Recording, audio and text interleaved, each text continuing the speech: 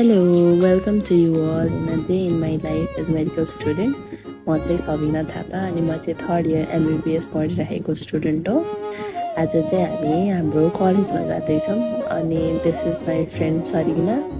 अनि हामी चाहिँ बिहान 9 देखि 10 को लेक्चर एटेन्ड गर्नको लागि चाहिँ कलेजतिर जाँदैछौँ। यो चाहिँ हाम्रो साथी अमन अनि दिस इज सरिना।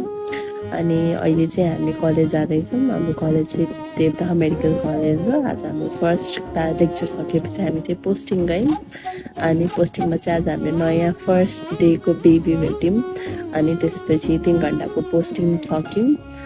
पोस्टिङमा चाहिँ पढ्दै रमाइलो गऱ्यौँ। त्यसपछि फेरि हाम्रो 2 देखि 4 को लेक्चर थियो, त्यो एटेन्ड गऱ्यौँ। त्यसपछि चाहिँ म एकछिन यसो एक्सर्साइज गर्नु पनि हुन्छ भनेर चाहिँ ब्याडमिन्टन खेल्न थालेँ अनि ब्याडमिन्टन खेलेर आइसकेपछि चाहिँ साँझ फेरि एकछिन पढ्यौँ। This is the end of my day.